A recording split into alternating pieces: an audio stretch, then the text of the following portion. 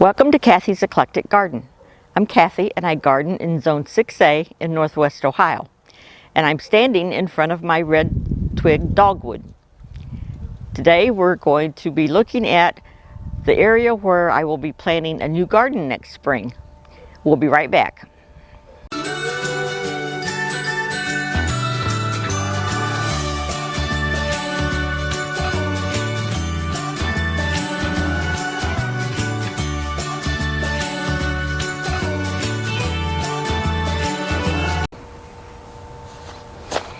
Before we get into today's video, I wanted to show you my spotted bee balm.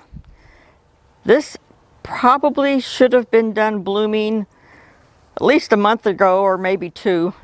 And here it is, the middle of November, and I'm still getting flowers on it.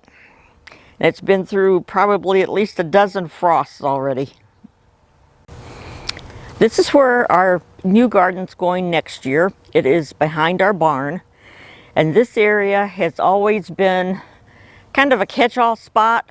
If there were landscape timbers or things that we didn't have a place for or wouldn't fit in the barn, they would just get piled back here, and it was starting to look pretty junky, and we decided we wanted to do something else different back here. So I have right here is a cinquefoil. It was planted a quarter of a century ago, so it's pretty old. It's been here forever. It was one of the very first plants I planted in this area. The cinquefoil's been here so long, and it still blooms good, but it doesn't attract pollinators. I'm just basically tired of it. And I want to plant something I'm trying to plant natives as much as possible. So this is going to be replaced. I'm going to dig this out. I'm going to replace it with an Eastern Blue Star. It's an Amsonia tabernamontana. I can't say that very. I'm going to replace it with Amsonia tabernamontana, or Eastern Blue Star. And this is a spring flowering plant. It's a native, and it will get about 3 to 4 feet, probably closer to 3 feet tall and wide, but it'll take it a couple of years to get there. But after it blooms in the spring, it drops its flowers. It stays green all summer, and then in the fall it's a brilliant golden yellow, and it's just beautiful. I've got one in another area and I just really love it, so that's going to go there. Now here in front of it is a common rue plant, or meadow rue. This plant has been here in this tub for a couple of years, and it is a host plant for swallowtail butterflies. I will be moving that. I'm not sure where I'm going to move it to, but it will be going to a different area, maybe to the back area over here somewhere, maybe to a completely different area of the garden, but that will be going away. Now when I get the tub out of here and we get the cinquefoil dug out and the Amsonia planted, I'll have some room, probably for a couple of years anyway, around this Amsonia, and I will plant annuals around it just to fill in until it gets big enough that it's filling in this area. So I'll plant probably zinnias or maybe cosmos or calendula, and those will be my filler plants until this gets to full size. Now back behind here, we've got these two landscaping logs, and in this area I'm going to be planting red blooming flowers, and they will be summer flowers.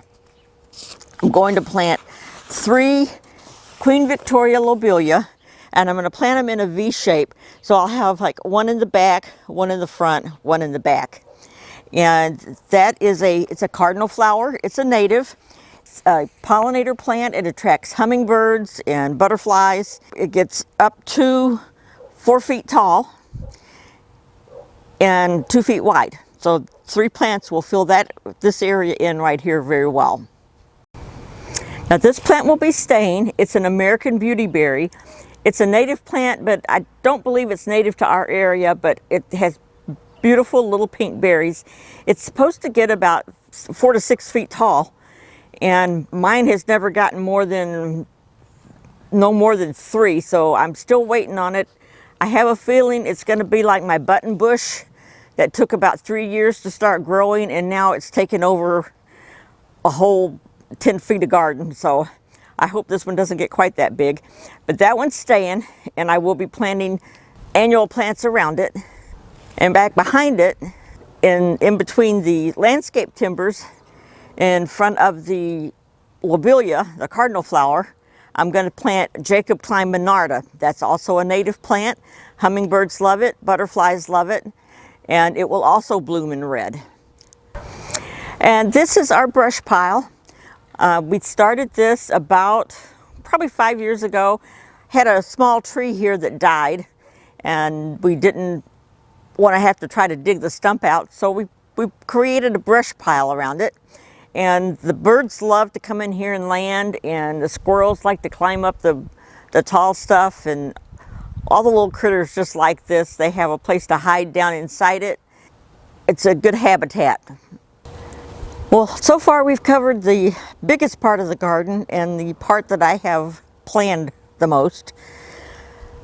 The rest of this is kind of iffy. Now, this planter right here is a Coca-Cola cooler. My husband collects Coca-Cola paraphernalia, memorabilia, whatever you want to call it, stuff. And it sprung a leak, and we couldn't use it as a cooler anymore, so I turned it into a planter. And it's been a planter for maybe 5 years, but you can probably tell it's seen better days. So we're getting rid of this. I'm going to empty that dirt out of it, or soil out of it, and reuse it, refurbish it, and in its place we're going to put these 2 pots here. I've got 2 pavers that this has been sitting on to keep it from sinking into the ground, and we're going to put those 2 pots here, and these have a plant called Bee's Friend, or Phacelia, and the bees love it. Now, this area right here, I'm not real sure what I'm going to do with this. It's sitting, if you can see this pole right here, this has a bird feeding station hanging from it. I don't get a lot of seed dropped from this particular feeding station, so I think I'm going to plant some perennial sage, some red sage. It's called Wild Windwalker Royal Red Sage, and it's a perennial. So I think I'm going to plant a couple of those right in there, because these 2 pots will be moved back, so there should be plenty of room. Any other area that is left, I will plant annuals in, my zinnias and my calendula and that type of plant. So that's what will be going here. This is probably the last section of this area that I will be planting in. This landscape timber here is the border for a path that goes in front of another garden area. Clear up at the top of your screen, or to the left hand side of your screen, there is a honeysuckle plant. Haven't decided yet if I'm going to leave it. I'm going to try cutting it back and see how it does this year. It hasn't done very well ever since it's been there, but we're gonna keep it there one more year and see what it does. But all of this open area in here, this pot will be moving to another location, not sure where yet. This plant here is a Rose of Sharon. It's a Rose of Sharon pillar plant, so it doesn't get very wide. So around the outside of it and up this area here and over there, I'm going to be planting Moonbeam Coreopsis. And it has become one of my favorite plants. It is a definitely all-season plant, well, except for winter. But it's a 3-season plant. It blooms in late spring and all summer and into the winter. My one in the front yard was still blooming up until about a week ago. I mean, it went through 2 or 3 pretty heavy frosts. I think that'll just look really pretty right here. So that will be the last thing that goes in. And now that I've given you a general idea of what I want to do here, before I can do anything, I've got to get rid of all this grass and weeds. And what I will do is I'll be coming out here in the next few days, probably, I think it's supposed to rain all next week. I'll come out and I'll take my weed whacker and get all of this grass down just as far as I can, like right down to almost to the dirt. And I've got cardboard, and I'm gonna bring cardboard out and lay all along here where I want to plant, and that will kill off all the grass over the winter. And then next spring I can come out, take the cardboard up, get my rototiller out, and work the dirt up, or the ground up a little bit, and put some compost down and get it ready to plant in next spring. Thanks for watching. I hope you enjoyed this video. I will bring you along in the spring to watch me get everything planted and in the ground. We just noticed that we've got spotted bee balm that's still flowering in the back. That was a surprise. We hadn't realized that. So here's my other patch of spotted bee balm. Thanks for watching. We'll see you in the next one. Goodbye.